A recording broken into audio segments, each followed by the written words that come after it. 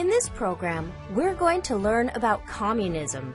What is communism? Communism is a system of social and political organization that calls for a classless society, in which all property is owned by the community and everyone is equal. While ideas of communism have existed since ancient times, the Communist Manifesto, published by Karl Marx and Friedrich Engels in 1848, transformed it into a revolutionary movement. Many countries throughout the 20th century experienced their own communist revolutions. Two such countries were Russia and China. Implementing communism's ideals was difficult.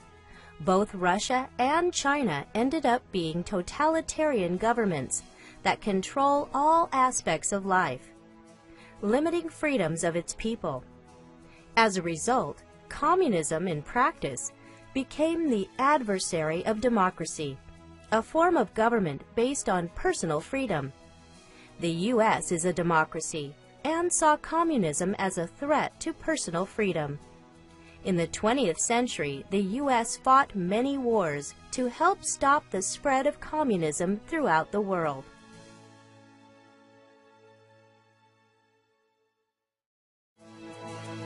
Now that you better understand communism, think about this. Is communism necessarily a bad thing? Why or why not?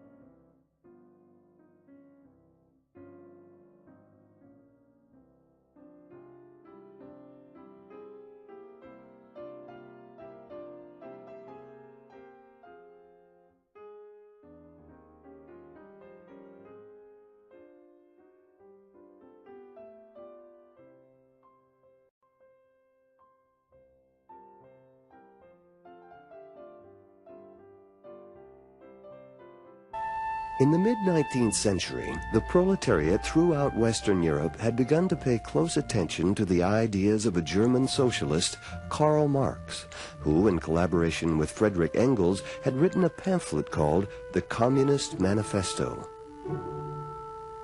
Marx argued that politics and economics were inseparably linked. He saw the history of social change as a succession of struggles between different classes in society.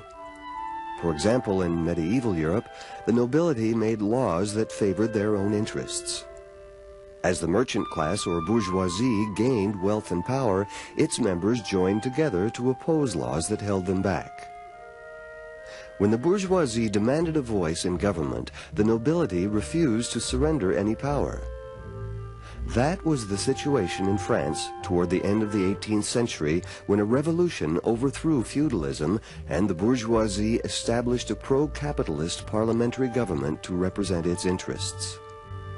Marx predicted that the next struggle for power would take place between the triumphant bourgeoisie and the proletariat, the workers who actually produced the wealth in a capitalist system.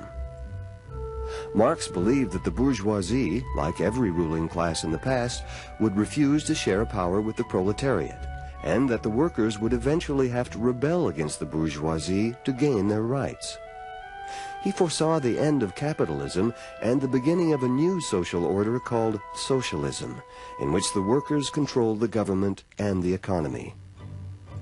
Marx believed that people living under socialism would gradually learn not to be greedy and not to exploit one another. They would then be ready to live together in a peaceful world under communism, a system in which everyone would share in the world's wealth, every able-bodied person would do constructive work, and everyone would be guaranteed food, clothing, shelter, healthcare, and education. The philosophy was summed up in the words, "From each according to his ability, to each according to his needs."